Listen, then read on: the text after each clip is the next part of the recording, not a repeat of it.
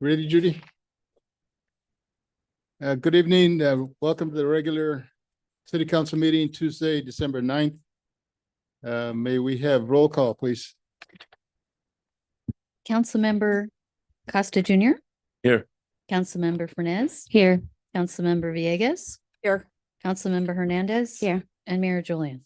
Here, we have a quorum. Will you please stand with me for the Pledge of Allegiance?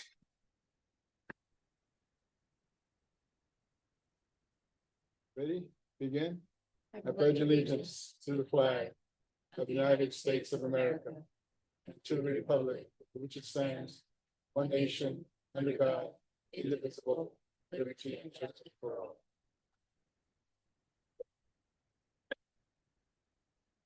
Thank you. It's time for a moment of thanks, appreciation, or condolences. I'll save mine for later on. It's about the food bank, but any council member? Go ahead. I'd like to give condolences to the Garcia family. Their dad passed away this past week. Manuel Garcia, longtime resident here in Guadalupe. Okay, condolences to him and his family. So, the next item is agenda review.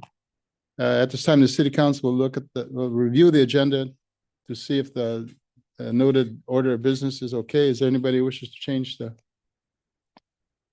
We're good.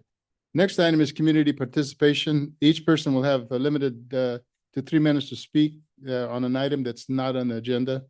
I have one request to speak. Dr. Price. Welcome.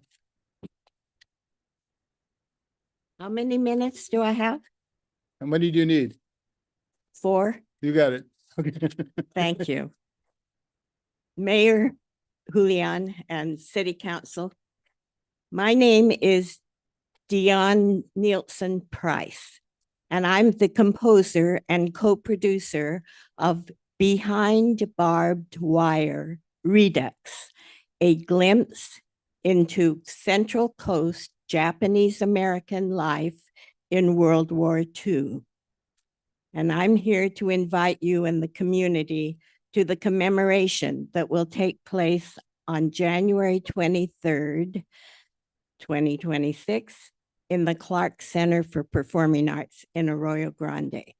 We particularly want your residents to invite them to the event because the lives of so many families here in Guadalupe were turned upside down. I counted 10 names of men from Guadalupe and 2 from Santa Maria on the list of those who were arrested immediately after the bombing of Pearl Harbor in December 1941. That was months before the mass incarceration of Japanese American families. Although life in the internment camp was miserable in desolate camps in the desert, the people kept their spirits up with sports and music.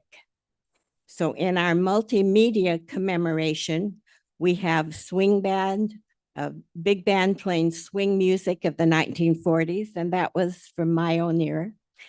And that was played and danced to in the camps. We have soloists, singers. We have a wonderful Japanese saxophone soloist who will play my original work, which was called Behind Barbed Wire. We named the whole thing for my piece of music.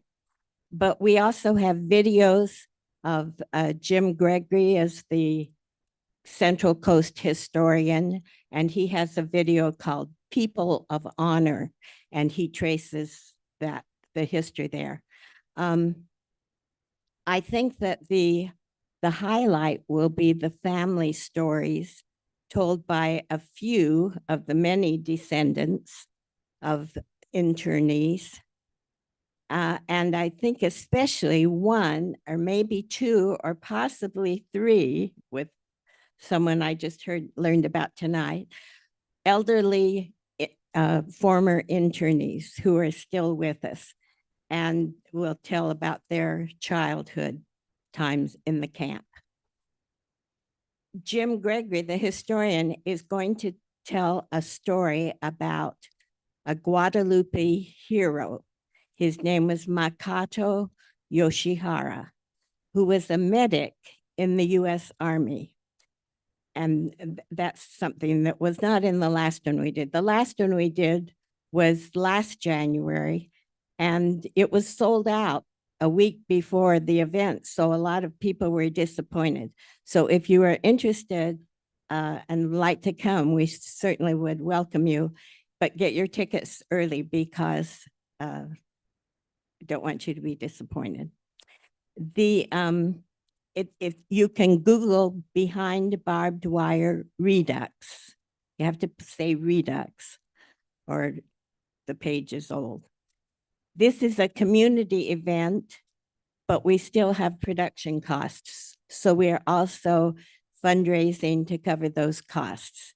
And I'm going to leave some flyers about it.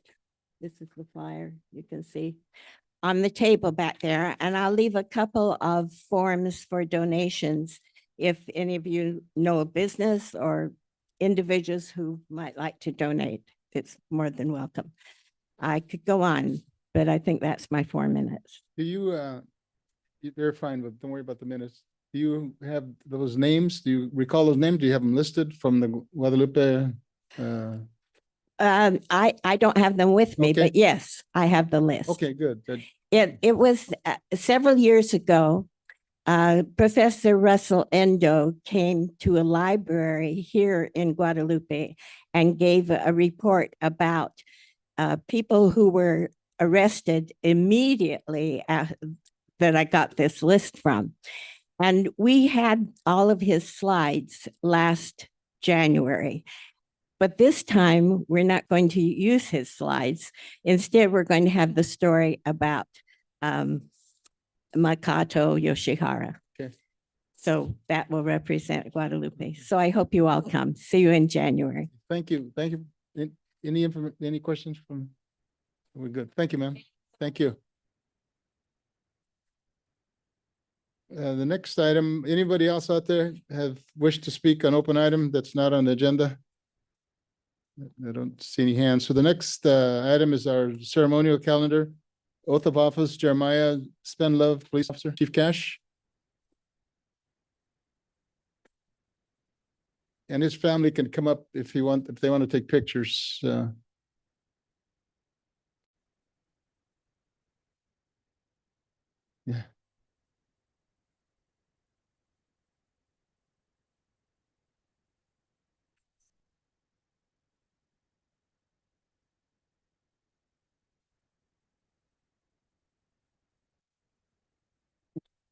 The execution of this oath is required by Article 20, Section 3 of the Constitution of the State of California.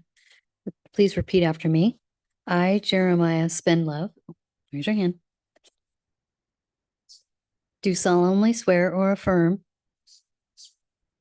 that I will support and defend the Constitution of the United States and the Constitution of the State of California against all enemies, foreign and domestic, that I will bear true faith and allegiance to the Constitution of the United States and the Constitution of the State of California, that I take this obligation freely without mental reservation or purpose of evasion, that I will well and faithfully discharge the duties upon which I am about to enter. Congratulations. Congratulations.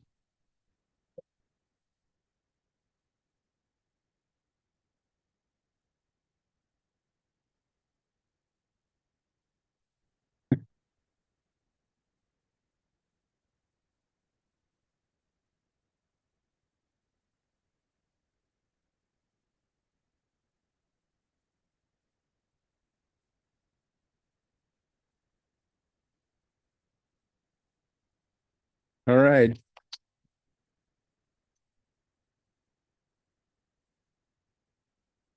Good evening, everyone. How we all doing? Good. I just want to thank you, everyone, for being here tonight. I didn't realize there'd be this much of a crowd. Just for you, just for Yeah, you. I feel pretty special. Thank you for everyone being here, and I'm eternally grateful to serve the city and ready to get to it. Thank you. Welcome to Guadalupe. Glad to have you. Thank you. Okay, thank you. You good? Okay.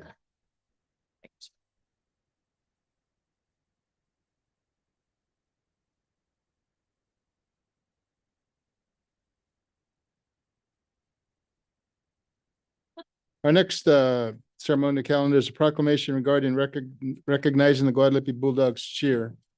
Emily, want to come up to the podium? Wherever you are, there you are. And your team, your coach, your coaches or, okay. I do. We want them to be back here. So we'll read we'll come on up and tell us a little about, I think we have that little the video. There. And that video will show on the other side too. Okay. All right, all our girls, if you want to start making your way up to Coach Yesenia.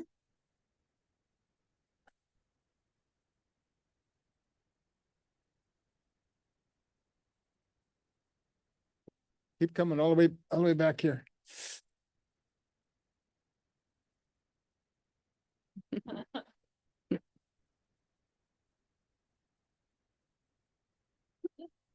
We're gonna have to move the chair a little bit. Good Oop, job. Let me get you. Good job. Good job. Right there, stay Marissa. Good job. Good job, Alexis here. Good job. Happy Wow. girls team. Good job, girls. Okay, we might have to, yeah, spread out that way. That way, I missed some of you guys, but I'll. I don't want to sit down. I'm gonna move this. Yeah, yeah, you guys spread out. We'll get some. All right. Go ahead. Now. So I know it looks like it's a big group tonight, but this is actually a small portion of our 60 girls that we had this year that were part of the Guadalupe Bulldogs cheer program. And so thank you to the city and thank you again to all of our parents who are here tonight. It's a huge opportunity for the girls to be recognized for all of their hard work this year.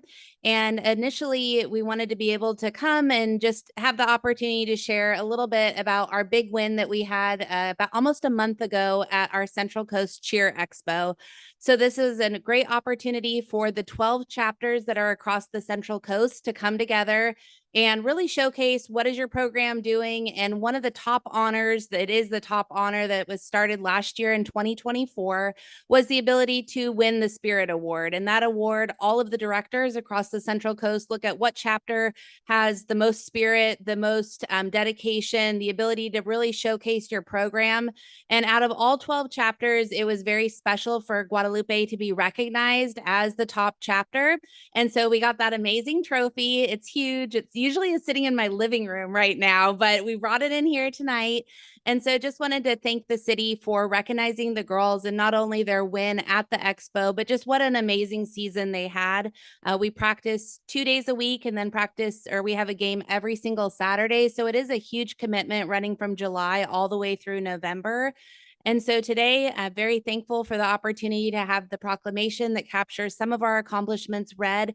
And then also we had the opportunity this year to have a video produced. It's about 2.5 minutes that showcases not only our cheer program, but also showcases the amazing work that our football community is doing and just what a great impact our girls and our boys in our community are having through the Bulldog program.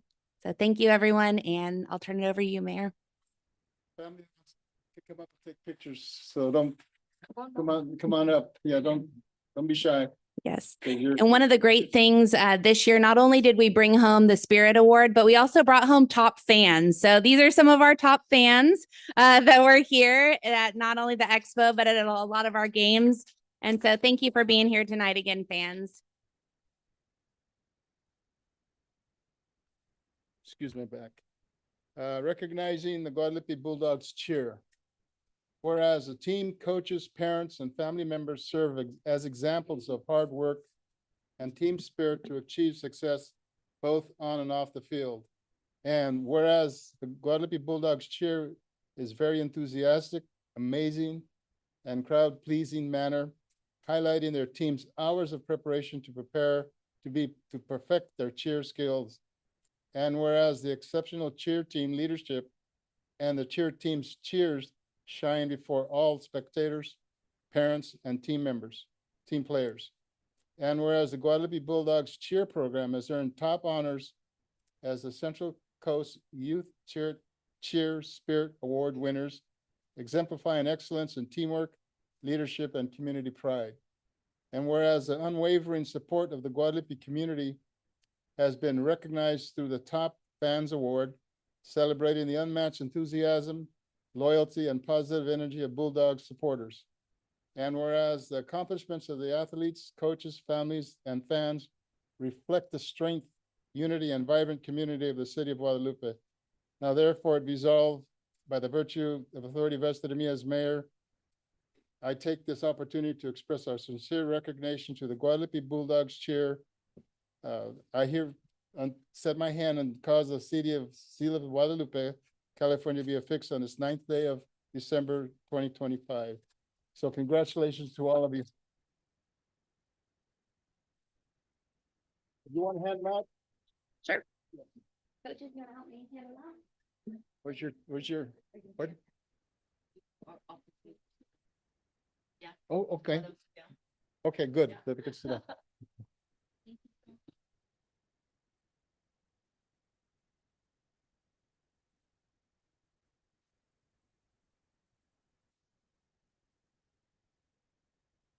Congratulations for your leadership and devotion. Thank you. Thank you. Thank you. Good See job. you next year. I can't do that for them.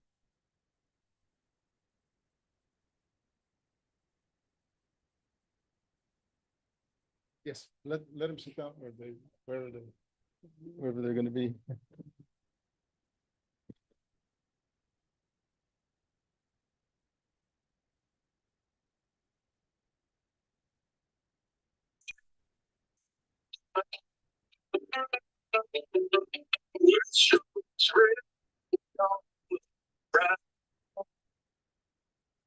Oh, it's a merry-go-round where we look at the back. We used to go fishing, what a lucky beach waiting for the low tide.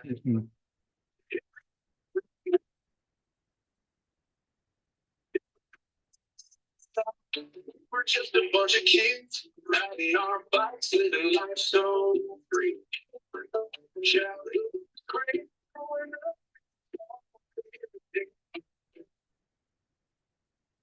Little town, big heart,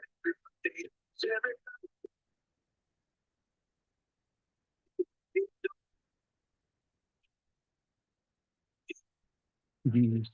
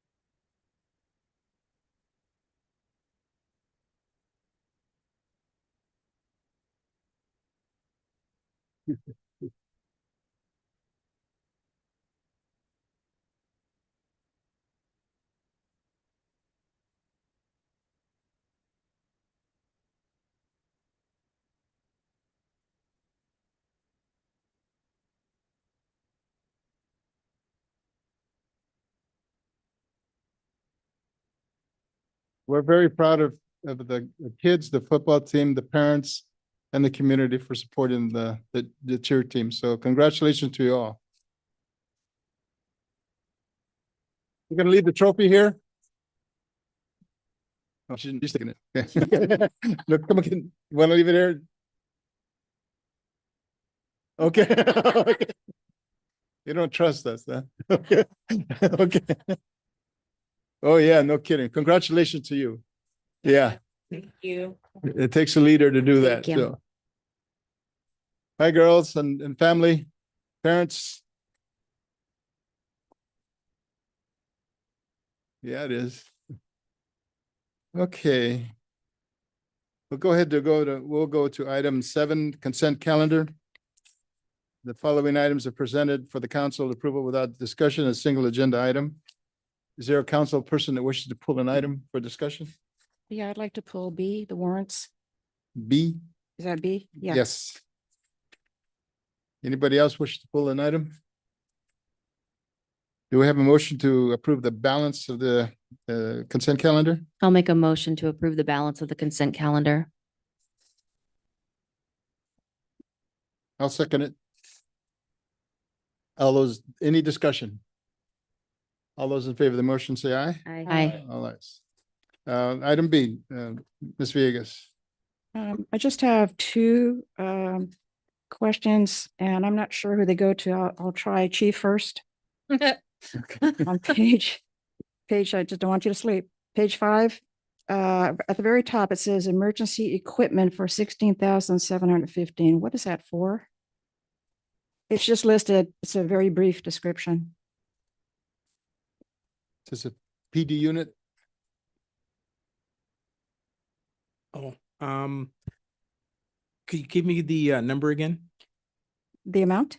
Yes. $16,715.26. And it shows PD unit, emergency equipment. Services by other agencies. Okay, yes. That is, we're re-outfitting with updated computer systems, Oh, okay. laptops into the police vehicles. Okay. And then the only other one I had, and I'm not sure who this one goes to, it's install chain link fence for $7,154. And my question is. Which page is that? Same page. Same thing? page. Okay, all right. It's towards the bottom. Okay, Uh, fence My inspection. question is, where was this fence installed and why? Ma'am, this is the fence that goes around the PD generator transformer area. Right on the 10th Street. 10th Street side. Any questions? I have an Okay. additional question on page 9. We previously made a request to list out items on purchases. So there's like a purchase for 268 and it says Fastback Hawk flip knife.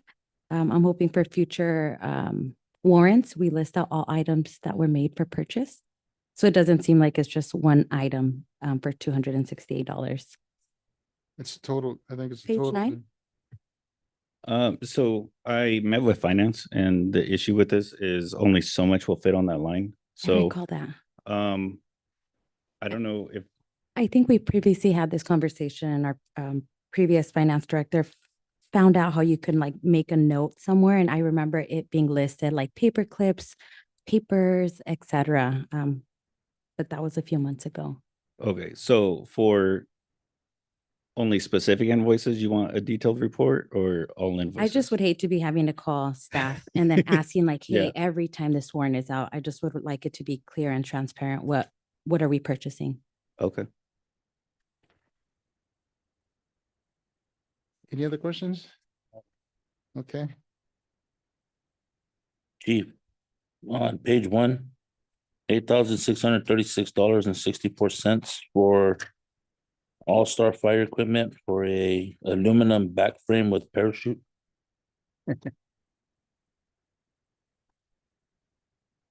I believe that's fire equipment, if I'm not mistaken. Some of this we had stolen previously when our team went down to the LA fires. And some of this was we had to make the report. And the only way that we would get reimbursed is we had to give them an invoice of what we purchased that we had put on items that had been stolen. Okay. Mayor, I actually have one more. Same item, No. Oh, yeah, yeah. on the- same, on the same. warrants. Yes, B, yes, yes. okay. It says PNR. I'm assuming this is Parks and Rec, Arnulfo, if this is yours.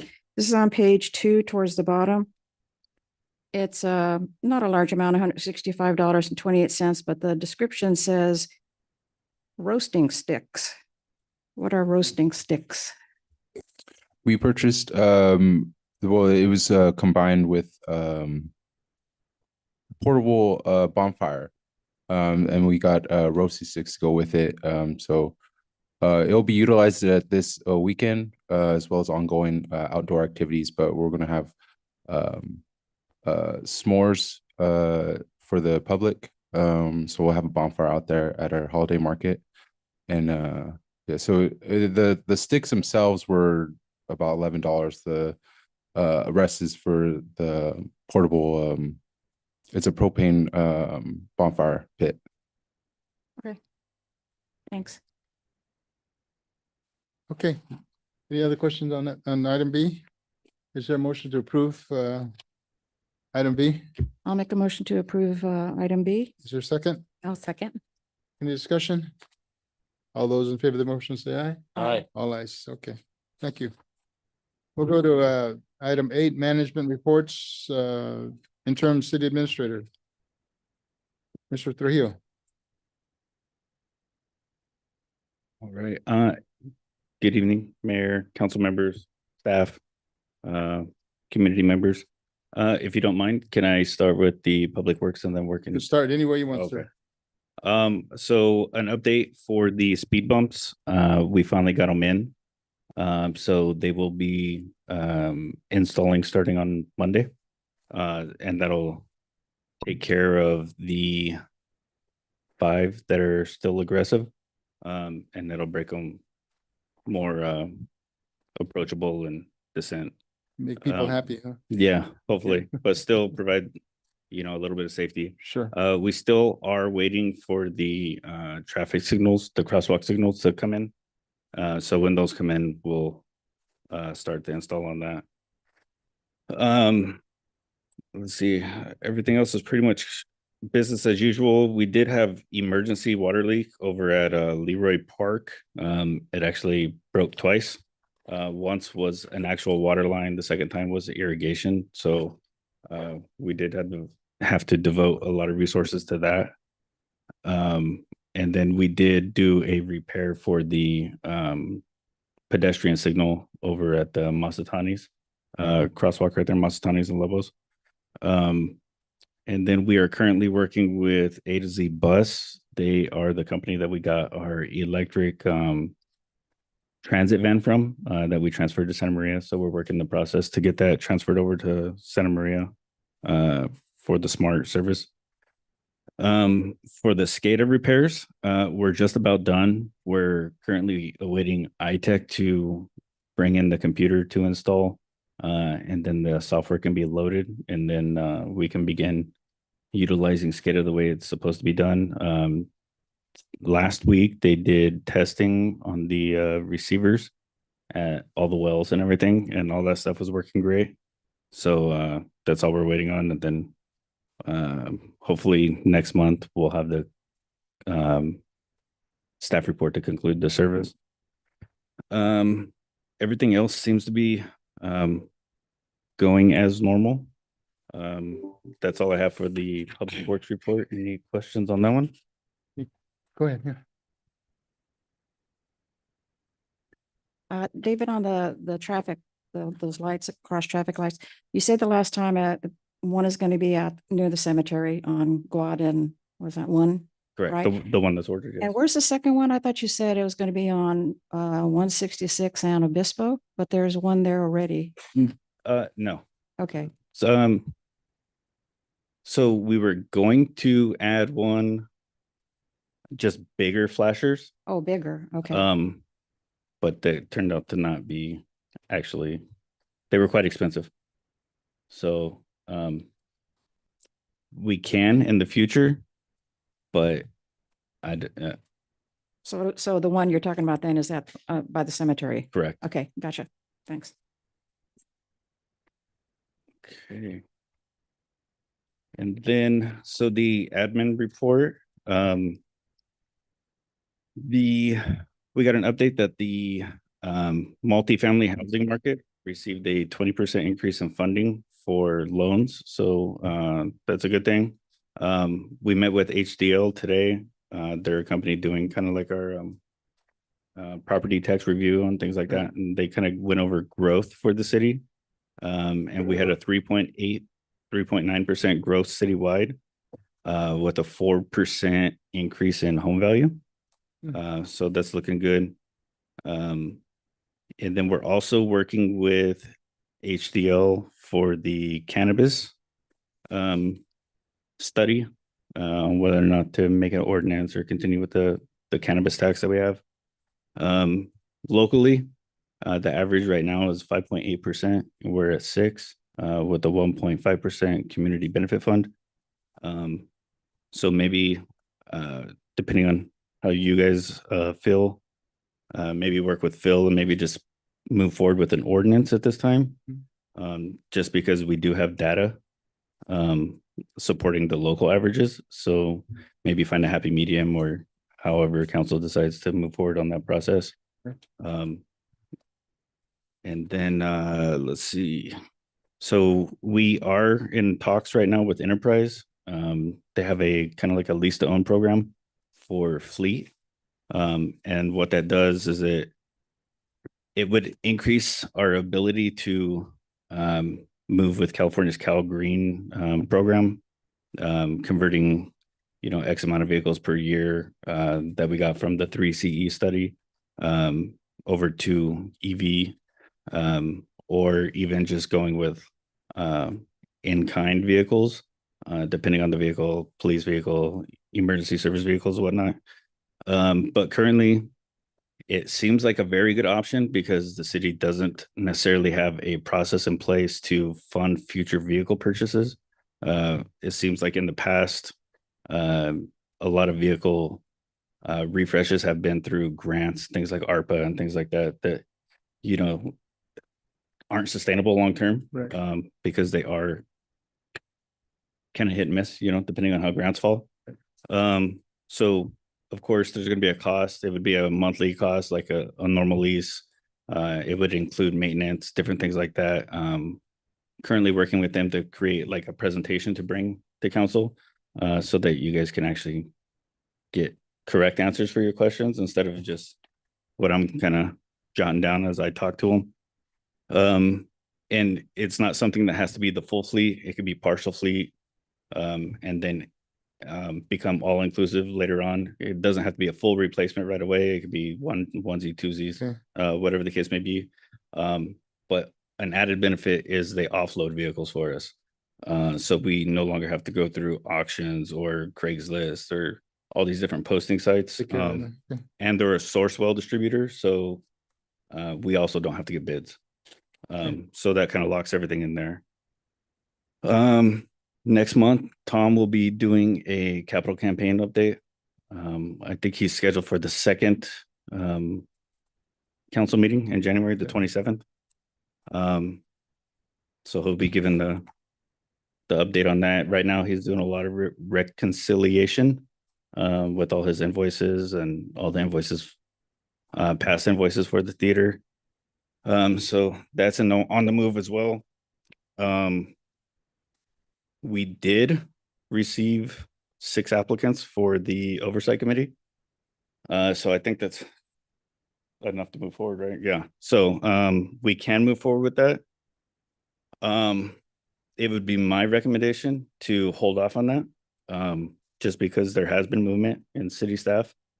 And it will cause an influx in staff reports. And we're already falling behind on things. Okay. And the other option would be to professionally outsource it.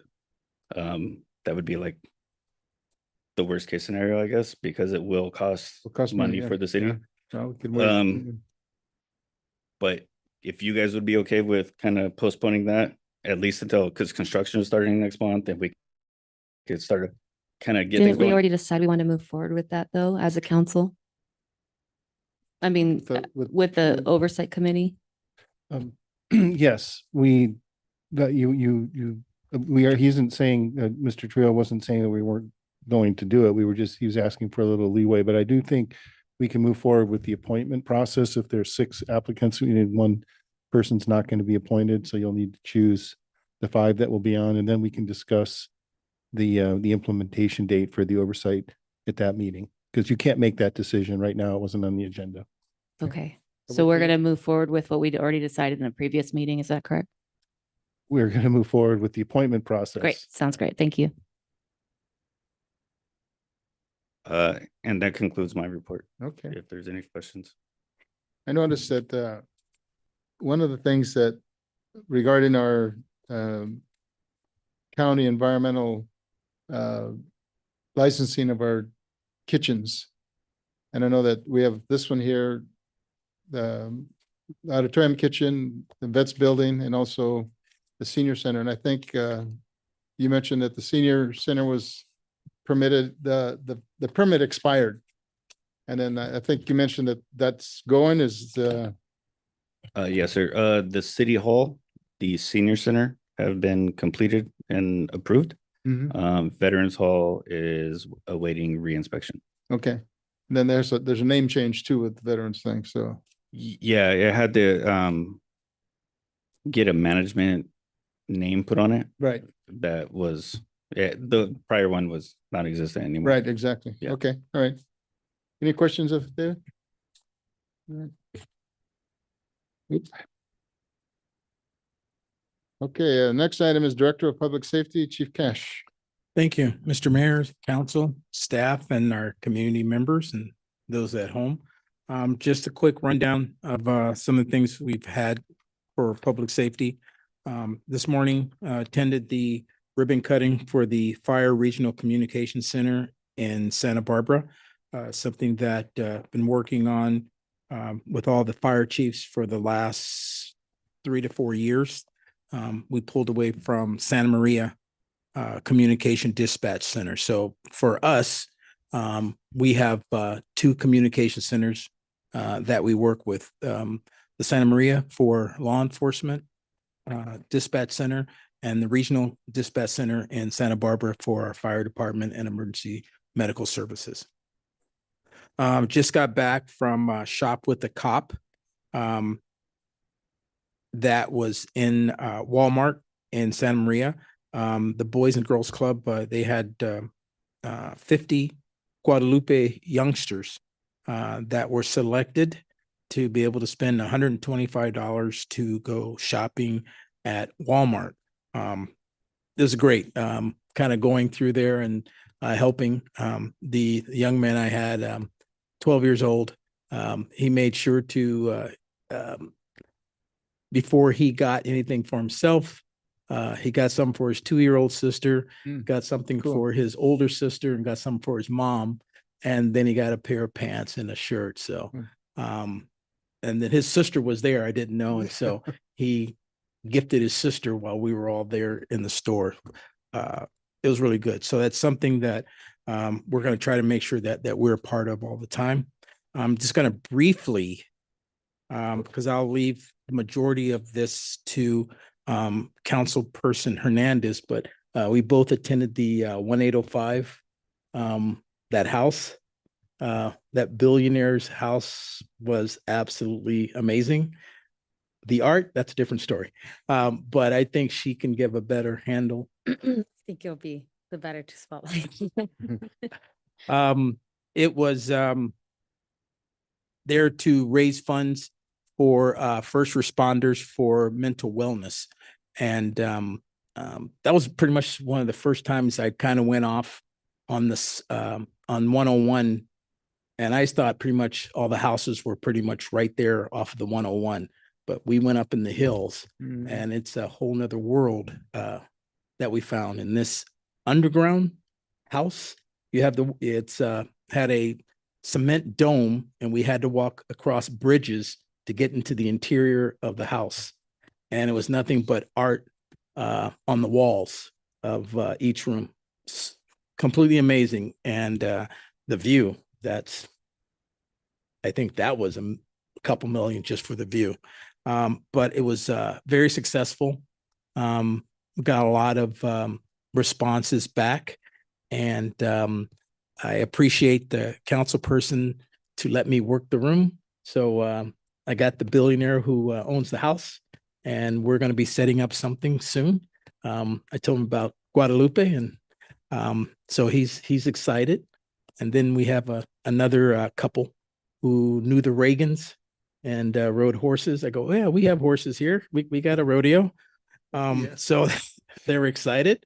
And so we were just making sure that people knew the city of Guadalupe.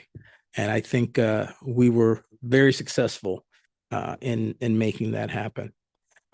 This week, I'll be at the GBA meeting. We'll pick up our Christmas toys that the GBA will be donating to the city, so that we'll have our giveaways. The Christmas parade for staff and for council, I sent an email out. Please, if you want to participate to ride in the parade, please shoot me an email back so we get everything squared away. And staff, we have a follow-up meeting tomorrow just to finalize everything. It's really neat as a team, as David has rallied our employees to participate. And Mr. Navarro, I mean, he's putting on something there in the Veterans Memorial parking lot. So it's everyone's stepping up to kind of participate in this, and it's really special.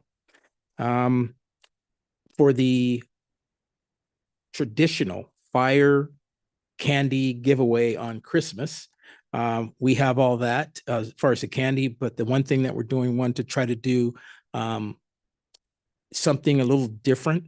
So we're working with the junior high. They're going to help us to bag all the candy, and then they're also doing a special selection process for some of the best students, at least 10, who will help us on Christmas Day to pass out candy. So we're trying to do another tradition that we're bringing more of the community together. So our junior high school students will be helping us not only putting together the candy, but also on Christmas Day. And that is my report. Any questions? I don't. I just had a comment, Chief. Santa Barbara, you may know that they're moving their police station to another location. And they actually have a group that's actually looking at where should a police or fire department be located. And I've talked before, I'd like to plant the seed on where should we have a new fire station or police station. As we all know, most of this fire station here and the fire station at Veterans Building this is a 100-year-old building. And the Butler building, the tin building over there is old. And most of our population is on this side of it, and let's say about 5th Street this way. And if you can find out from the public safety over there who they're using and what kind of ratios are they looking at in terms of the location of a police and fire station. So they know they have a lot of money to do that, but maybe you can copy their their format so that we can look at how we can see if and I know our fire stations aren't located in an area that's closer to people in terms of where our population is. So, but thank you for that report. And Mayor, sure. just wanted to tell Chief, thank you for allowing me to join him. I did not expect to hear the challenges that our fire and police men and women face. And so getting to hear that was a bit shocking. The barriers, obviously we know as a community, we don't talk about mental health enough. So this was an eye opener for me, and hopefully get to work with police and fire more in regards to mental health, because I think that's really important. We need to take care of our staff and our community. Thank you. Good. Thank you. Any other questions for the questions? Okay, we'll go to item number 10, public hearing to consider the 2025 amendments to the accessory dwelling unit ADU ordinance, chapter 18.53. Mr. Appel.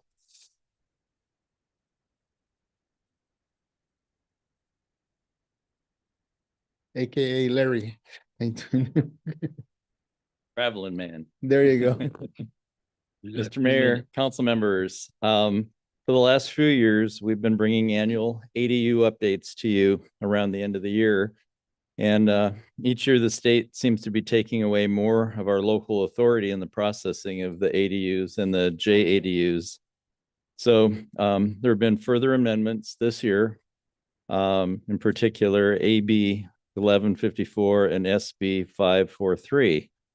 Major changes to the ADU program are discussed in the staff report that I provided for you, which I'll summarize now. The first one was an additional definition. It's for interior livable space. And the reason this was done was because normally when you measure an ADU, you just take the outside dimensions and that becomes your square footage. But as you know, most construction now is like 2x6 construction. And so the actual square footage of the interior is smaller than the outside. So what this does is it allows the units to be larger because from now on, we have to measure interior space instead of exterior. So that was the first one. The second one was the most significant change, and that's providing provision for the rental of both the house and the JADU. In the past, if you had an interior ADU, which is called a JADU, the property owner had to either live in the main house or the portion that was converted to the JADU. And they're saying now that if you have a separate bathroom, so it's fully self-contained for the JADU, that the owner no longer has to live there. So that becomes two rentals. The third change was an exemption for JADUs for providing an offsite parking space. If they're 500 square feet or less, then they go into that section where we've listed a bunch of different reasons why people don't have to have parking on the property, which throws the parking out onto the street. Fourth one, state law now requires planning applications and resubmittals of applications to be reviewed within 15 days. It used to be 30. So they're just pushing things up on us. Bill's really good at this. He's done ADUs for years, and so he has no trouble getting that done, but it makes it difficult putting it ahead of other projects that are in. The SB 543 bill was actually a clarification of a change from last year, which we've got in our ordinance. The clarification says that in addition to the single family dwelling and a JADU, every property can have 2 additional ADUs somewhere on the property if they meet certain requirements like setbacks and that sort of thing. So now essentially it's clarified that there can be 4 units on every single family lot. So it's getting difficult tight, yeah. to try to make these neighborhoods look like regular neighborhoods. Under environmental review, we did another CEQA exemption. It was under section 15306, which is information gathering.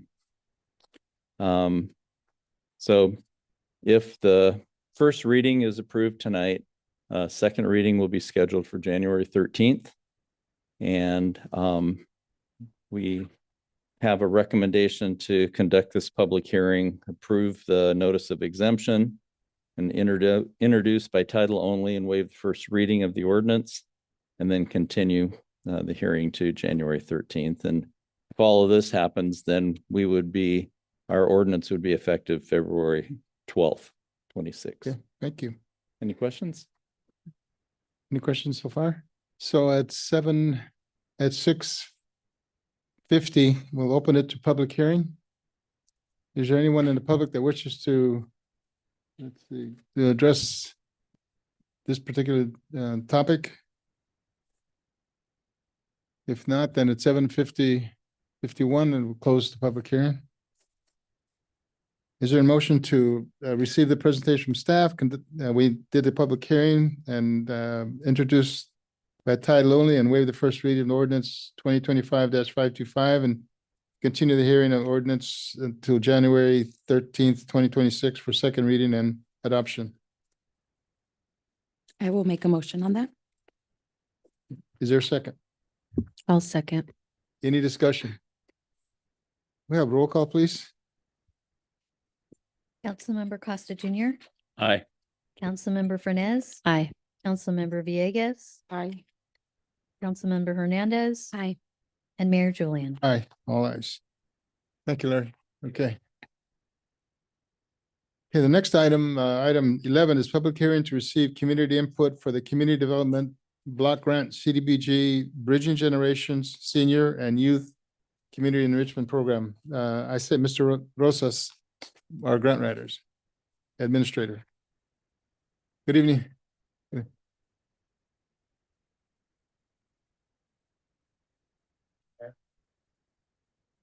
Testing. There you go. Good evening, Mr. Mayor, council members, staff, public. You know, tonight's a very special night. We have the Rec Commission here. We have programs from the community kind of supporting this program. Bridging Generations, you know, from the CDBG. A little bit about the CDBG. If you guys don't know, HUD, it's the U.S. Department of Housing and Urban Development. It's a federal agency that oversees the community development block grant. HUD provides funding to cities like Guadalupe to support programs that improve the quality of low and moderate income residents. Through HUD's CDBG program, cities are encouraged to invest in community services, support seniors, youth, and vulnerable populations, and strengthen neighborhoods. You know, long story short, HUD gives this opportunity, and the community gives the direction. You know, and that's why we're here. To kind of hear what the community wants. And myself and the staff here at the city have been working on this program to kind of give back to the community, right? To kind of have the community push that initiative and offering recreational programs, senior programs at low cost. And with this benefits the public, you know, this benefits programs like you guys, whether it's performing arts, whether it's recreational sports, whether it's workshops.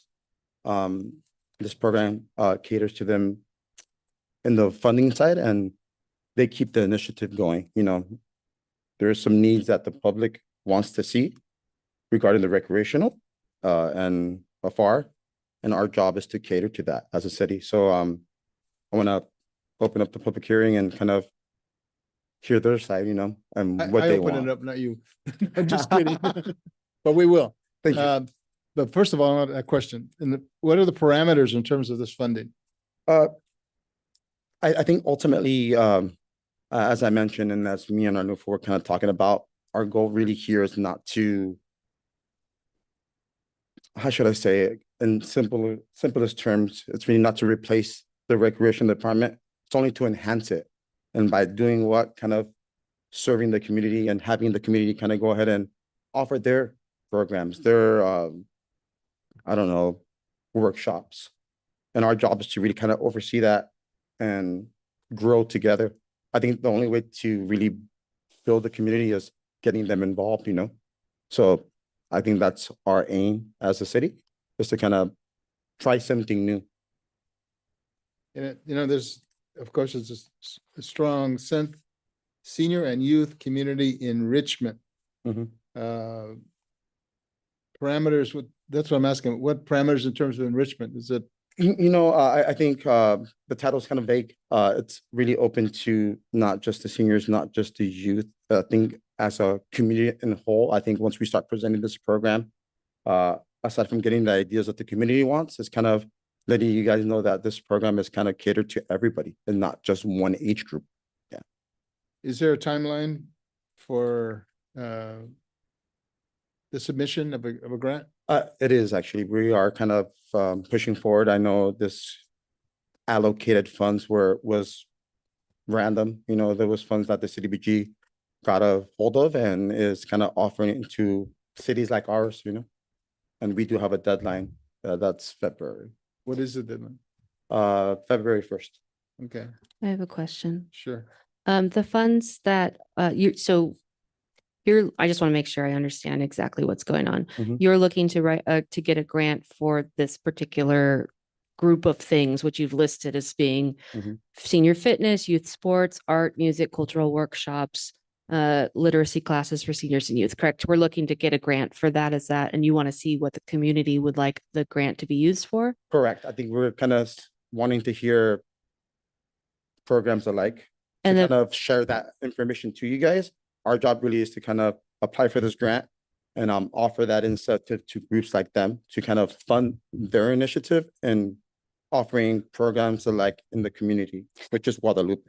and so, are we, is the intention tonight for us to ultimately decide where the money would go and who would be in charge of it? Because I know that the recreation department does a lot of these things already. Is it going to be something that Arnulfo would be in charge of, or who's ultimately going to be deciding where that is dispersed? So I think for the most part, it's in the hands of our NUFO and the recreational department. Our job really is to just get the ideas first and then kind of transform that to making it a reality once the commission sits down with him and I sit down with him as well, and how those funds should be dispersed. But ultimately, the programs that they kind of decide to go with is in the hands of our NUFO and the rec commission.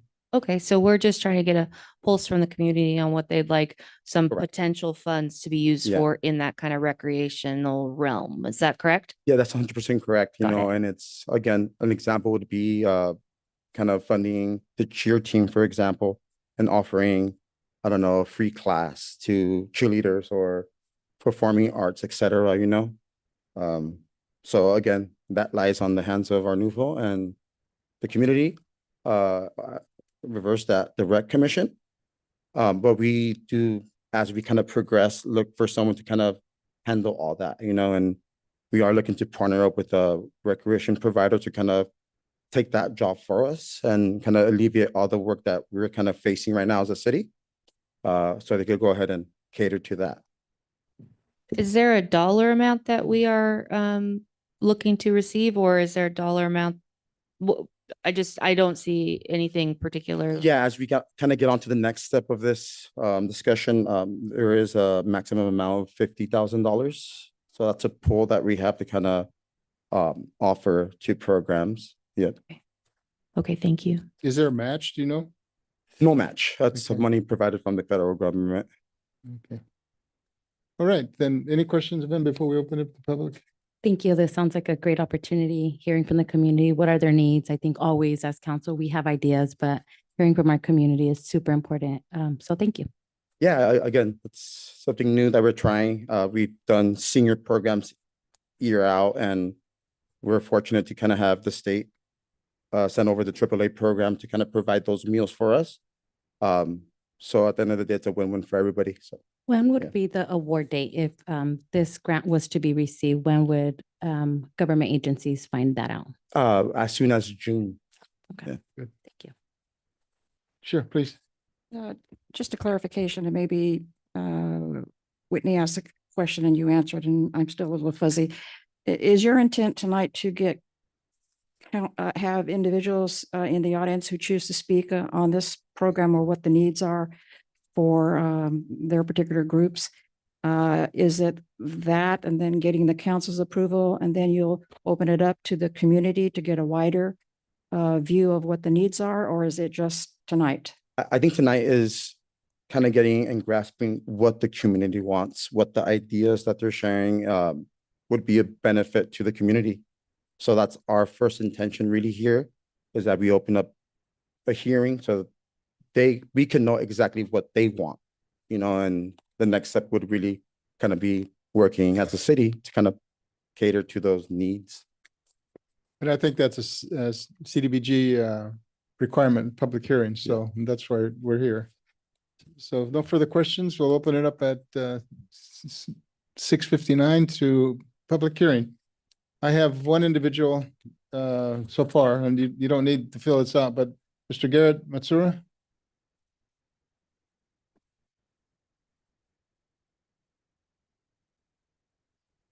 Good evening. Good evening, Garrett. Garrett Matsura here. I'm super grateful for the opportunity to see the city really have access to CDBG. When I was doing some work with Grover Beach with their planning commission, I saw firsthand how CDBG really was implemented and helped out the community of Grover Beach. So it's nice to see that happening here.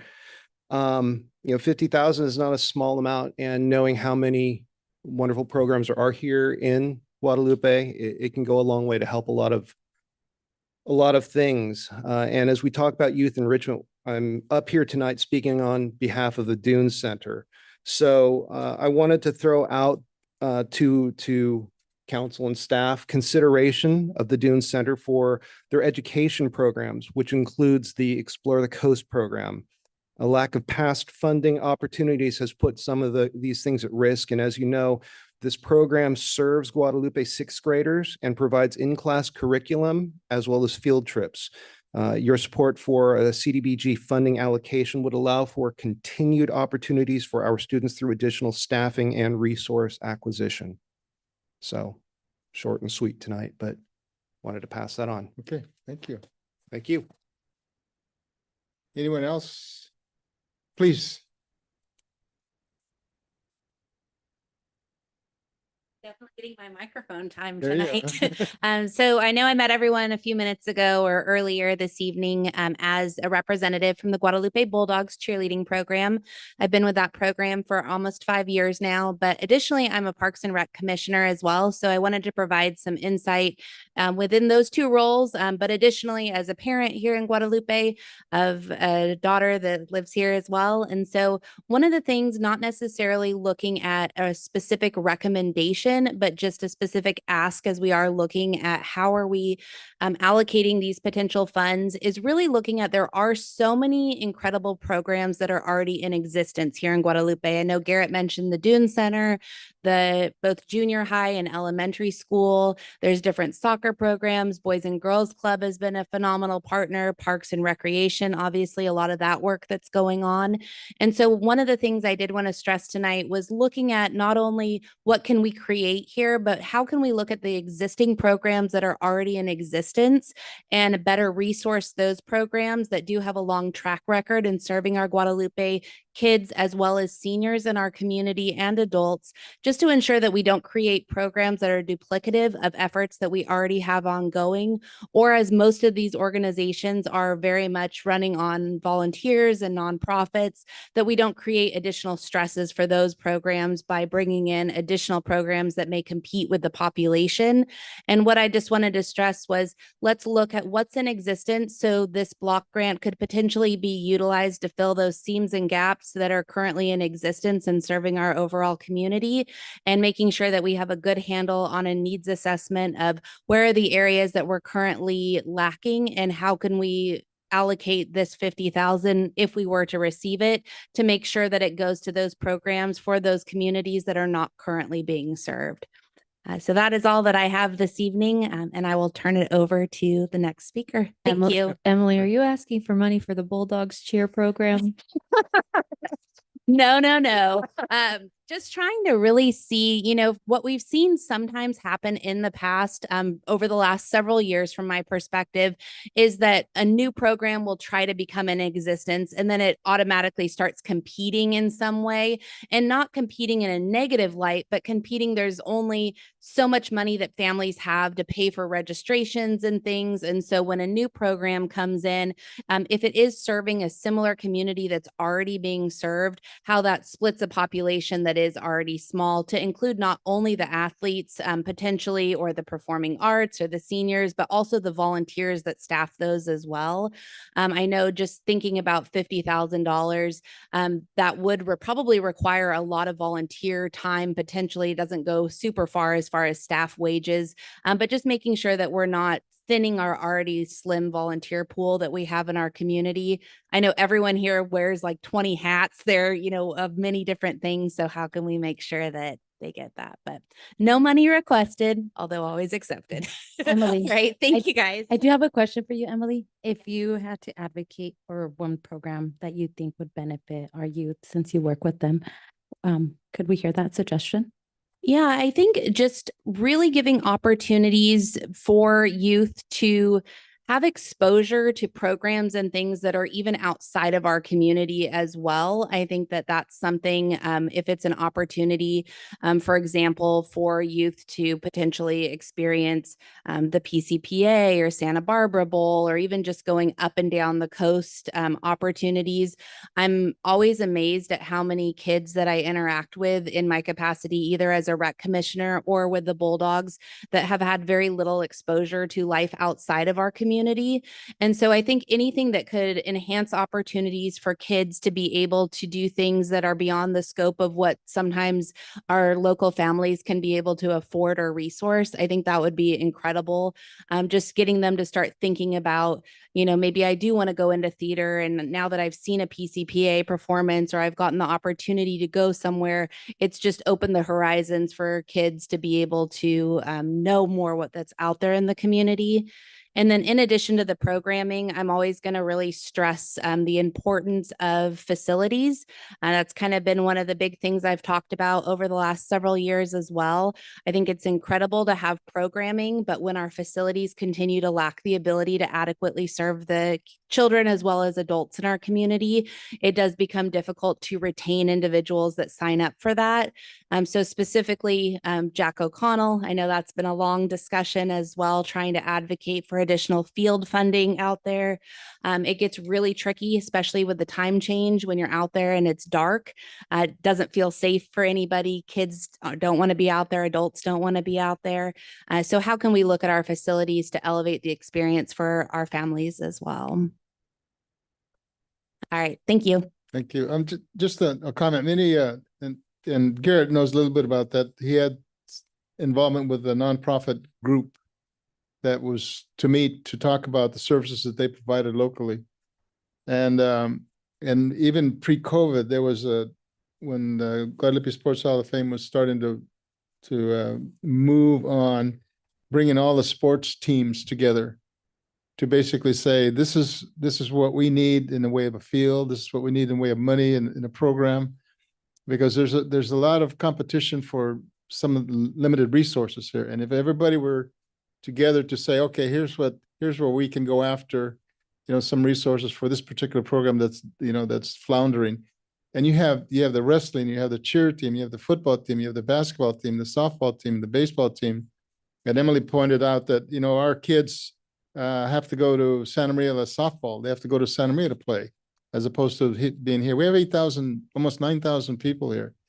And when you have a sport event here where you watch your kids, as opposed to having to go to Santa Maria and not be able to see your kid, just like the football team, when they had their football games here, they were making money on the concession stands. And it goes back to the field that we've got, that we need to work on that field to make sure that that's acceptable physically for play. But that's enough of my stuff. Is there anybody else? I'm sure there's some. Please come on.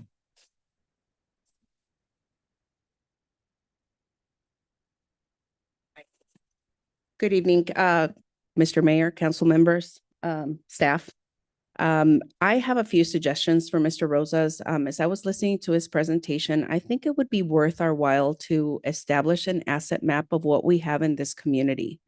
It's really important to really pinpoint where those assets are and really hone down on where the gaps are. As Ms. Drilling mentioned, the needs assessment obviously is going to really bring things forward, but the assets map is going to tell us where things are at and where the gaps are going to need to be filled. The other point that I wanted to make is that a public hearing is great, but it would be great for us to really conduct focus groups. You are talking to a group of people here. You are not talking to the 8,000 other people that live in this community. So bilingual focus groups will go a long way. I'm sure the timeline may or may not be, available for him to do that. But focus groups are a great way to capture those voices that are not here today. school Excellent. district, engage the school district. You know, let's do our homework before we really apply for anything. Because there are things here that are happening here that do not need to be duplicated again. Good points. Don't go anywhere. I say as on the needs assessment, what's the process in terms of listening to what's being discussed now and actually bring it all together to where we can focus on it? Is there what's the next step from here?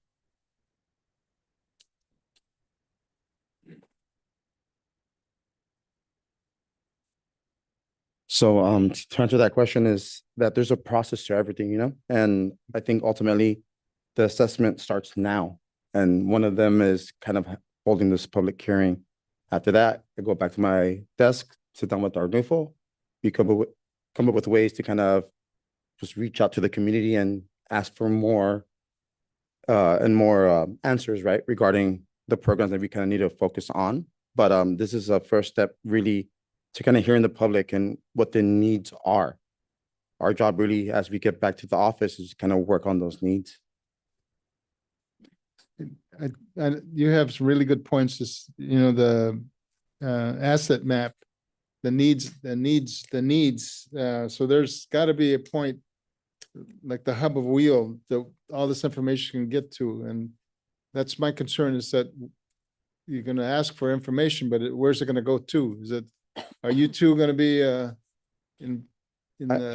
appoint people on this? Or? We're both going to work on it, but ultimately that's why we have a rec commission. You know, the rec commission is to kind of give guidance to the city to exactly what we should do with those funds. You know, as they probably know more of the community than us.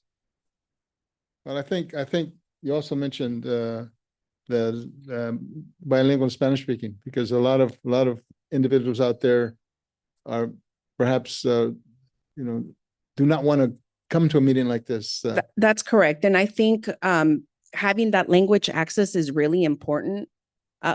Everything is always in English. And as you know, the majority of our community speaks Spanish. There's some of us that are fully bilingual, bicultural, and that works for those of us that are that. But for those of us, that have parents that only speak Spanish, that doesn't work for them. And a lot of our students in this community, their parents still speak Spanish. So how are we engaging those families? We're not. So it is important. So I would advise you to please reach out to the school district. They have a community, oh my gosh, I'm going to blink out right now. Community schools. Thank you so much. Community schools liaisons or coordinators. They do an excellent job convening events and parents, and they have a really good turnout when they have their food distribution. They get an excellent turnout. That would be one great focus group for you to tap into. That was today, so missed opportunity. We can tap in next month, but there's other opportunities that we can tap into. So let's not recreate the wheel. There's different things that we could tap into to get the job done. And, let's work smarter, not harder. I have a quick question. Yes, ma'am. I don't know if we've met before. What's your name? Sarah Gonzalez. Okay, nice to meet you. Whitney Furness. My pleasure. Would you join a focus group if they were to be offered? It would be my pleasure. Awesome. Thank you so much and for your words. I don't think I really introduced myself as I came up. So I am a parent of 2 children here in this community. I'm also a civil servant, and I'm on the school site council for the middle school. So We're happy to have you here. Thank you so much. thank you so much for having me. Good points. And one more question for, Please. not, Sarah, you're good. Thank you so much. For Isaiah, when is the deadline to apply for the grant? February 1st is the deadline. We are gonna apply for it. Just an FYI, just to answer her question. I know she kind of mentioned that we should halt that process, but for a grant administrator, that's not a really good idea. No, apply for it. We're gonna have to apply for it. How the funds are gonna be dispersed, we got months in advance to plan for that. The CDBG just wants a general outline of what the funds are gonna be used for.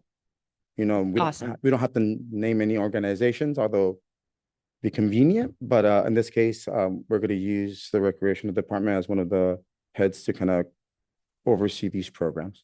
Yeah, I think, I mean, I definitely think it should be applied for, but I agree with Ms. Gonzalez that we should definitely have some more outreach to the community. And that's, I kind of think that goes for all the funds that are used for this type of thing. You know, I sending out a form, having focus groups, things like that. We would like to pulse the community more, but this is a good start. So, is GBA going to Escalante Meadows now? What I don't. So can you come up, Garrett? Just what could be the role of the GBA and meeting with the residents at Escalante Meadows to talk about this? Well, as you had brought up earlier, there is the Guadalupe Coalition of Nonprofits, which is an organization that has been working with, excuse me, that has been working with the GBA. But one of the things that has made a lot of sense is to leverage, because the GBA is a 501c6, not a 501c3. It makes a lot of sense to actually have the GCON start to work more closely with the Guadalupe Community Action Coalition. I know that this is alphabet soup, right? Yeah, The GCAC. And I think by leveraging that network, we can help try to as Sarah said, work smarter, not harder. And we can connect with the various nonprofits that work with and around the community of Guadalupe. Also, there are some best practices that we've learned through our work with the CEC and the climate day that we just had this past weekend. One of the things that they've really been able to generate engagement is by use of the promotores. And yeah, one of the things that you all have heard me say before is one of the big challenges here in Guadalupe is a lack of a focused communication tool to reach out to the larger community. And we know that real-time translation is an issue because it typically costs money. And if we know that that's a challenge to reach the community, we have to be able to leverage the existing groups out there to spread the word. And so working with Isaiah and Arnulfo, if we were to try to put together a joint panel, a joint forum to engage with the community midway through January, I know it's not a lot of time, but it's also the holidays, and to try and engage the larger community on such short notice. You know, if we say, oh, we're going to do it next week, who's going to show up? I think that given that most of us know who are the heads of those organizations, the promotoras, you got Riverview, you got the Plaza, People Self-Help Housing, you know, the Kiwanis, all the nonprofits, the what do you call the church group? The men, what's the name of the Knights of Columbus? Yeah, Knights of Columbus. I think that who's going to be the point person to receive information in terms of if someone wants to connect with you, the Parks and Recreation, who is going to be the point person? What's the information source? Where's the Susie points to him. Okay. Okay. I would just like to say that I would love to see the staff spearhead this, because I think it's time for the city to be doing that communication, that team building, going out to our community, which you guys are already doing. I know that Arnulfo did art with kids out at McKinsey, so he has a great relationship with Guadalupe and Maria for the community schools. And so being intentional when you reach out to organizations, because as we know, with all the federal changes and our community is nervous to going out to focus groups. So being very intentional, as the mayor said, we have already a lot of groups. So reaching out to Maria at Little House by the Park, reaching out to the director at Knights of Columbus and just saying, hey, can you guys have a 10-minute, 20-minute conversation with me? Just because we don't have that much time with the holidays coming up. But moving forward, just being very intentional how we have this conversation, just because I know that you guys can build that connection. I think it's time for the city to hear what the communities are and build that strength of communication. I would also defer to the president of the Guadalupe Business Association. I wouldn't, speak for Judy, but I would hopefully throw out there that the GBA would be more than happy to work with the GCON and the rec department to try and do some coordination, give you a list of names and people to contact, and do a little pre-screening, if you will, because not everybody that is part of the GCON is solely in Guadalupe. We have some people from outside in Santa Maria, and not that those aren't great, programs, but they're not really eligible for CDBG funding here. So, we can save you a little bit of time and effort in that respect. So again, I defer to. Okay, all right. Anybody else in the audience like to speak in open session or public hearing?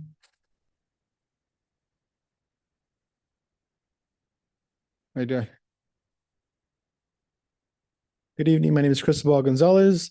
I'm just reaching out for to let you guys know, if you're here from Guadalupe, you should already know the rich history of the wrestling community, and it's pretty much non-existent at this point.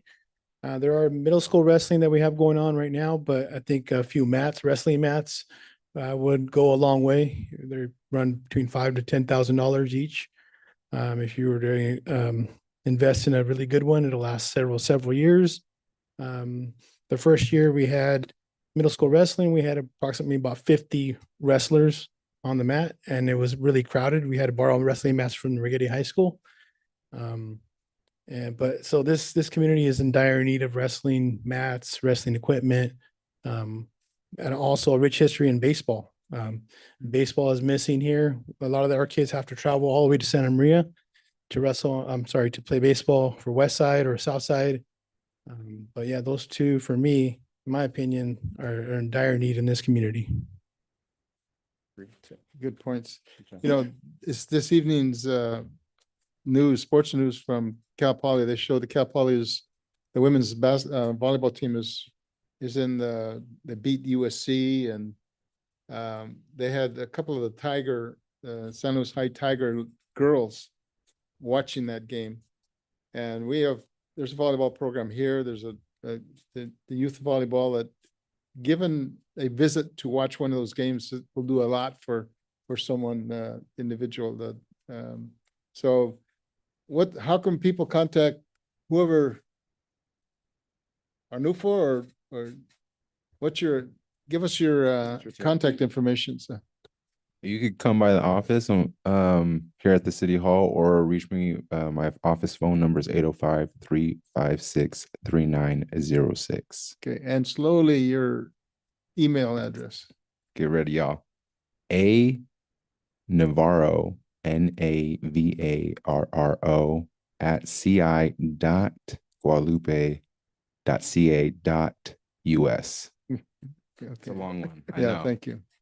Anybody else in the audience? I know that, you could talk about, there's a gentleman back here talking about soccer, youth soccer, adult soccer. We've got a field out there. If that field were in good shape, you could have, there was plans to do 2 soccer fields besides a football field.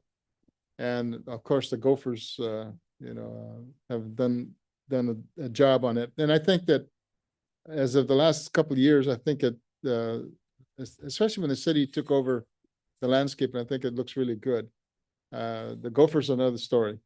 But I think that given the opportunity for us to get together, and the Boys and Girls Club, doing all these groups that they're like Sarah mentioned, there's a bit here, a bit here, a bit here, but here, and if we all get together to say this is what the community needs, that would go a long way. So Part of our 2042 general plan is Right. what Sarah mentioned, is making sure that we have ongoing student representation. So I know that our staff is going to be looking at this, continue to work on it, but program EG 1.12, create programming for civic engagement, safety and prevention, and other activities that support active living and healthy lifestyles. So I think that's exactly what this grant would be doing. good. So if there's no other comments from the public? We'll close the public. Wait, okay, all right, yeah, there you go. All right, come on up. Good, how you doing? Doing good, Mayor. How's it going, folks? My name is Mason Barrow. Yeah. So we've been creating a league or a semi-pro team to represent Guadalupe. It's gonna be a nonprofit and yeah, we're gonna represent Guadalupe. So my grandfather and my uncle, his dad and yeah. A real quick history. The roots are deep here. My uncle opened Simpatia. My grandma used to have Olvera Cafe. My aunt had Nardo's. I believe my cousin Tony was probably on the board. Well, he's a doctor now. Right. But my roots are deep to where I'm probably related to 80% of Guadalupe. Just because born and raised here, families here. But like you guys say, I don't want to take from football, cheerleading, or anything. That's why we were trying to make this nonprofit to where it's running itself. Yeah, can you talk into the mic? To where it's running itself. Is that on? Is that? Okay. To where it's running itself. We don't want to interfere with anything, football, basketball, cheerleading, any of that. Because I know that funding is short, but at the same time, we've lost so much talent in soccer to the streets, to drugs, to overdoses, or whatever it may be. I've lost a lot of friends to it, and they were real talented kids, to where it's a shame they didn't have an outreach. There's football, baseball, all that stuff, but not for soccer. And this community, I mean, my dad, in 1968, they established Olympico, and that's where we're coming from. When I was a kid, McKenzie Field was like the state, like it was packed, I used to say Guadalupe is little Las Vegas, because when I was a kid, to go to the movie theater, the line would go all the way like where Two Guys Pizza was at to go to the movie theater. It was just incredible. To where when the raid did happen, we got, Radiator Springs. It like really died down. But what we want to do is these last few seasons, we've been in a UPSL league to where we're going down south competing with semi-pro teams, ex-pro players, everything, to where the kids are getting recognition. We had 2 kids from our team got picked by a Mexican team that we played, and they took them for 8 days to Mexico to play tournaments and whatnot. But the point that we're getting at is the experience that the kids are getting is what's pushing them to the next level.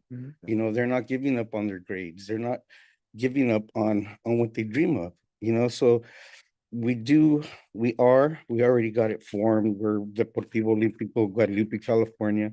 And we just want to push the soccer community back to where Guadalupe was. I mean, I got nephews in football, wrestling. Wrestling was like the biggest thing here for a long time. But it dies down because the kids lose the interest.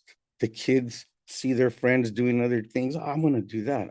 Forget my dream. I don't have the grades, and that's what we push is grades. Dream. Don't stop, don't give up. There's no giving up. So this is what we're trying to do for the youth part. We'd like to get to the point where we have an A and a B team. B team would be playing in Division 1 to the B team is more younger players, so grades matter. We push education, we push all that. But the semi-pro team is like players that want to keep going. They don't want to stop. They got so much talent that we end up becoming a statistic because we don't chase our dream, and sometimes we need something to just let's go, push yourself a little bit more. Don't give up. And that's where we started forming this team. We've been in the UPSL league for the last 3 seasons, me 2 seasons, been coaching it. I got to see soccer at a higher level to where these kids can compete at a higher level, but they need the exposure, and the dream about a year ago, a good friend of mine tells me, I've been coaching for 20 something years, and he tells me, man, you've done a good job with all the club teams that you've done. Why don't you bring it back home, to where your roots are from? You're from here, no matter how you look at it, you're a Barrow from your dad's side, you're a Sanchez from your mom's side. Your roots are here. So why don't you give back to the community? So like my son Mason, this has been a dream of mine to be able to actually have a tutoring center for these athletes that don't have the grades, so we could push them so they could keep chasing their dream. You know, we're not asking for major funding. We're just asking for the city's blessings, the city backing, help us out when we need fields, if we need to play indoor because of the rain, whatever. But we're representing Guadalupe. Like I said, my roots are deep here. I can't even, like I said, my uncle opened Simpatia in the 50s. So that's how long my family's been here. So it's, my roots are pretty deep. And we just want to give back to the community too. Like I said, my dad, my uncles, they should have gone further, but they didn't. They couldn't. They didn't find that outreach. You know, so this is where we came in with this semi-pro team. We have been Central Coast Surf for the last, 3 seasons, but you know, it's funny how God puts things in your path, and how to push and right when we think we're giving up, it's like, no, we got to keep going. We got to keep going. So this is where us as a team is standing. We like the city to back us up. I know that we need more programs. I can't even tell you how many kids from here I've coached in Santa Maria, and they have to drive and sometimes just the drive at night becomes pretty dangerous. And just like you say, we do have enough kids here to start our own league, to where we can make a club to go compete with the teams in Santa Maria and Orchid. They're the talent's here. There's no excuse of there's no talent here. We are, well, like I said, I'm pretty old, but when I was a kid, this was a soccer community. Like I tell you, the Simpatia, you couldn't even get, it was so crowded, you couldn't even walk in, because they were just packed. And from like where Romo's is at, it was like Sombrero back then, but from that point to the gas station, it just looked like little Las Vegas. Like it was just, everything was lit up, so many people that we just want to try to bring a little bit of that back. We want to try to get Guadalupe back on the map. Playing other teams at that level, they will come. And I have a before you quick know question. it, Oh, sorry. Didn't mean to interrupt. I just want to make, did you say you have a team that's full of, it's from people just exist or just from Guadalupe? no, you know what? I disbanded that team because last year actually they were already turning under 16. So under 16, they're doing a lot of high school ball. Oh, And yeah. I push education. Okay. I'm on top of that. Grades matter. I was told one time that the more that we push these kids, the more they're gonna, get them to universities, get them to colleges, because what they learn, they will bring back. And their kids are gonna have a better chance at things, because of the education that they got. So that's like been my goal since the late Dr. Shepherd told me that. And he was right. The youth matters. If we don't pay attention to the youth now, they're the ones that are gonna put the handbrake on our wheelchair when we're downhill. And if we don't teach them right, they're not gonna put that handbrake on and soon. We need to pay more attention to them. So that's why we created this semi-pro team. We believe that it's gonna bring some revenue to the service. We want to be able to give back to the community. We want to be able to do clinics. Like I said, we're nonprofit. So we want to try to make it to where it's running itself, but at the same time, we're helping the community with the food bank, with whatever, the parade, whatever the city needs, we'd like to provide as a semi-pro team, because it wouldn't be considered a regular team because we are at another level. Awesome. Thank you. Have you spoke with the commission yet or before, or No, this Recreation is- Commission? Well, you got couple of them out there that, Yeah, this is actually our first time Okay, well, good. bringing it Yeah. up, but we just want to try to join, make a unit to where the soccer community is back alive. Like I said, these kids, we're losing a lot of good talent. The streets don't have no pity. They eat these kids up alive, and if we don't give them an outreach for it, we just keep losing. We're not gaining. And so we're trying to establish ourselves to where we're creating opportunities for they can make a better choice. We're glad you came. Thank you so much. Yeah, and I have a neighbor. His name is Marcos Preciado. I call him Messi because he's about 6 years old, and him and his family, they go to Vegas, they go to LA. He's on a traveling team. They're always gone Everywhere.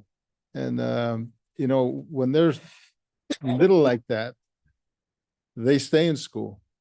They want to go to high school and play soccer. That keeps their education mind moving. So and you're very true about that. But there's sometimes when their friends influence them to do something else. Exactly. And before you know it, it's like, and I tell all the kids, it's like, you know what? You're your own mind. You're the one that could dictate your life. If you want to listen to, like I said, Dr. Shepherd mentored me a lot in a lot of things, and he would always say, if you want to be dumb, go hang out with dumb people. You want to be smart, hang out with smart people. Yeah. And that's what I push, It's Okay. so this is my son Mason, and he'll Yes, tell yeah. you more Yeah. of everything else that we got on our agenda. So Yeah, thank you. so yeah, everything he said, but it's basically just building the bridge for our youth to see a semi-pro team and get inspired Yes. and be like, wow, I can play for the Yeah. Guadalupe. Yeah. And yeah, you can. And within this organization, like we get the opportunities to play against professional teams by Mhm. continuously winning. In the league that we're in, it allows us to join this cup called the US Open Cup. And that's when you get to play against MLS teams. Sure. So yeah, it's basically we're trying to make a name for Guadalupe and bring it back. It's from a kid, I've heard so many stories about my grandfather's team, and I'm at the age now where I can do something about it. Good. So now Or you help at the food bank, and you're doing what you're doing now. So Yeah. that's great. So- yeah, so now I'm just gotta continue to go forward. Okay, and you know how to contact No, these yeah, two gentlemen. yeah, so of course. Thank you for All right. being here. Thank you. Thanks for Okay. having me. Thank you, sir. Thanks for listening. Anybody else in the audience?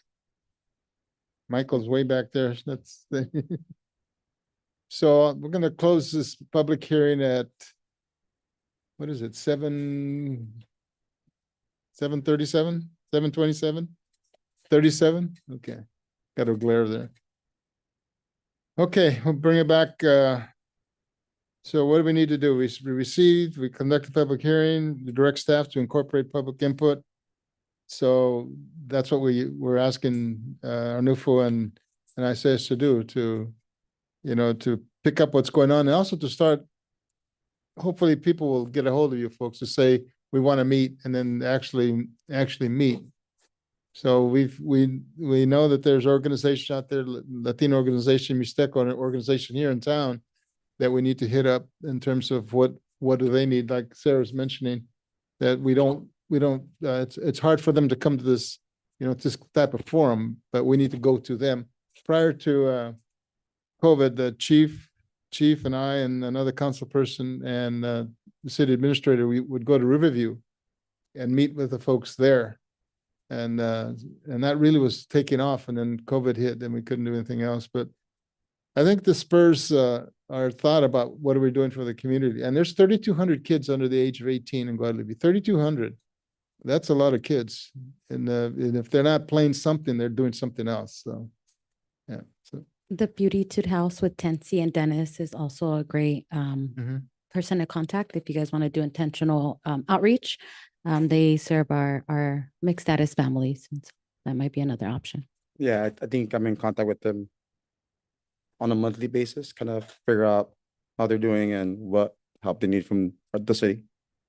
But just to kind of to the last part of this hearing is that, we live in a community of, diversity and opportunity. And I think there's opportunity for everybody, and us as a city, we got to kind of focus on that. And I'm happy that everybody showed up to kind of express what they really want from the city and what we could do to kind of fulfill that. So thank you. okay, well, you have some recreation people out there, and you also have us that mentions to start putting this together. Arnulfo. I agree with you. My thoughts of that exactly, of meeting them where they're at. Because putting together meetings, let's say like here, you don't really get, so going to either Escalante or Riverview, I think I would start there. And if anybody has contacts to organizations around town, please, if you could pass them my way. Because getting that list of, things already here in town, I don't want to duplicate. Yeah, you don't want to programs. reinvent the wheel. Yeah. Right, right. Okay. Toys for Tots distribution. I don't know if that would be a good time, but it's next Tuesday, and maybe if you had like a quick survey, what do you want to see? Reach out to Maria. Thank you. Okay, I think they have our direction. Yeah, the recommendation was to direct staff to incorporate the public input. Right. Into the proposed program design. So is that Okay. your direction? That's our direction. Huh? All right. Thank you, both of you and the audience. It's nice to hear people talk about the good old days. So, and then the future. Now, your daughter plays travel basketball She does. and how's she doing in school? She's doing great in school, and she just she decided to go to St. Joe next year. So All right. she's got accepted in there to play Okay. basketball. Well, good for her.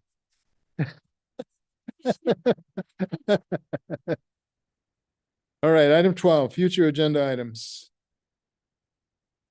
Anybody have any future agenda items?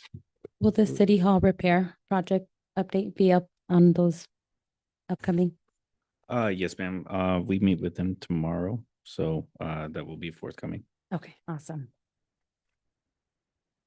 Okay, announcements, council activity reports. Gene, welcome back. Okay. Anything? I don't know if I have any updates, but I will share that the next Gen CEO Business Launch Day will be happening this Monday at Kermit McKenzie. From 3 to 5, you can support local entrepreneurs, and it's open their business to the public. And so What is that? What is it? the next Gen CEO, so the Okay. Chamber of Commerce of Santa Maria supports local youth with providing them education on how to start their own business. And so on Monday, they're going to have their little business. So bring your money and please support them. They're doing it at the, McKinsey on Monday, December 15th, 3 to 5 p.m. Ilya? On December 1st, I was at the Royal Theater groundbreaking, which was brief but very nice. And then I was helping out at the food bank on December 4th. And I think this is one of the largest food banks I have been to. It started at 11, I left at 12:30, and the walk-up line was very, very long still. I was amazed, absolutely amazed. And then on Saturday, I was briefly at the community fair at Leroy Park, where there was different organizations. There was APCD. We talked a little bit about the smell at the processing plant. Dune Center was there, Boys and Girls Club, GBA, and other climate and environmental groups. So it was very nice. It was a beautiful day too. Yes. Really? You? No, nothing to report. I'm just excited to go to the toy drive that the GBA is Thursday, putting right? on, correct? And since we won't have another meeting this month or year, happy holidays to everybody. Good. Thank you, everybody. Yes. One other, you said GBA, this Monday, which was yesterday. It was yesterday. Yeah. Today. Okay. Hello. GBA had a workshop on cyber security, and Garrett did the hour and 15-minute presentation, which was very good. And what was good about it is I'm technologically challenged. And so the presentation was very basic. There's a lot about vocabulary. What is phishing? What is hacking? What is a bot? All that kind of stuff. And then he gave examples of scams that were real. And, people went, yeah, I understand that. So that was very good. So appreciated going to that. Few items, we had an SBCAG meeting last November the 20th. And the main topic was the LA Olympics. So that's going to impact Santa Barbara, Ventura. They anticipate 10 to 15 million people in the 2028 Olympics. North County's meeting was canceled for tomorrow. Next meeting for SBCAG is December 18th. And I think that's even canceled. Anyway, the food bank that we had December 4th, we had a total of 330 families that came, that's the highest ever. There was 289 that actually returned, that came back. And what happens, we have to register first-time users for USDA and then returning. So there was 49 first-time users. The food bank provides USDA products to us for 265 individuals. That's our average. But what happened is that we partner with the Veggie Man, who basically they're a free nonprofit group that takes commodities from restaurants, from stores, and from Santa Barbara and from Oxnard all the way to Guadalupe, giving out food items that the stores can't use. This last time they had 18 5-gallon buckets of sour cream. I said, we can't take that. And what are we gonna do with that? The Veggie Man comes by every Wednesday before the food bank, and then we glean from them. Knights of Columbus from Napomo actually gives us, they have a lot of food that's going in there. And when they have excess food, they bring it to us, and we combine it with the food bank from Santa Barbara County. Special thanks to La Favorita Market here in Guadalupe, the old Masatanis. Last food bank we had in November, they donated 2 pickup loads of food. This time, the same thing. 2 pickup loads of food. They drive up and we distribute that. So because the food bank only gives us enough for 265, by the church and by the Knights of Columbus and by La Favorita and the Veggie Group giving us food to distribute, we saw, again, that's a lot of families, 330. That's families, and you multiply that times 4. There's a lot of folks, and a lot of Mixtecos showing up. That's tough. It's tough out there. Christmas decorations. I don't know if you go by the plaza, the Veterans Plaza, the volunteers spent some time today decorating the Christmas tree that David picked up. The Kiwanis Club actually gave us $200 to buy that tree. So it's there right in the plaza. One of the trees were decorated. The gazebo was decorated. One of our volunteers, that main pole that's 25 foot up, she wanted to wrap a ribbon around it. I said, I ain't going up there. Michael said, I ain't going up there. It was Michael's wife. She went up there and decorated. She went up there. We were going to position the car so if she fell, she'd fall on the hood, but she didn't fall. But take a look at it tonight. It's pretty neat. Next, let's see. Ball Horticulture actually donated 400 winter plants to us. Picked them up yesterday. So we're going to actually hit these 2, the entrance to your office over there, David, that one there, or the police station. There's a lot of weeds. If somebody could pull those out, we're going to put flowers in those things. So, and there's again 400 plants. I want to thank Guadalupe Hardware for their donations. They're always helping. Whatever we need, they're helping with us. This coming Saturday, there's wreaths across America.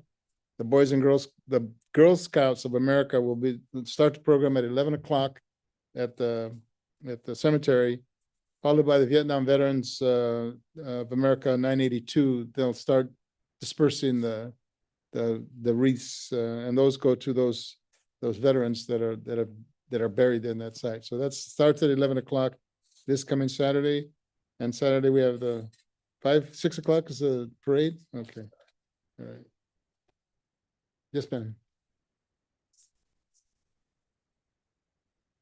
I talked to him today, or emailed him today. The girls wanted to be there. The Girl Scouts said they want to start at 11. So you can go at 10. And if it starts at 11, then if it starts at 10, you're fine. But that's what I was told. So he'll know more about it tomorrow. So we'll get the details. So Mayor, Yes, ma'am. quick mention. I know that Emily's here, but youth from Guadalupe will be participating this Saturday at the CCYFL All-Star Game. And I think the Guadalupe cheer will be at Cal Poly. So really excited to go out to Cal Poly and support our youth. So Great. congratulations to those youth that Yes. made that team. It's pretty cool to have them up here. And what they should, I know they've seen 3 council women here.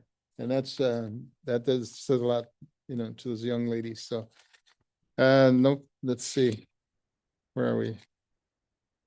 Adjournment. You want to make that motion, man? You make a motion? A motion to adjourn. Okay. I'll second. All those in favor of the motion, say aye. Aye. All ayes. Thank you all.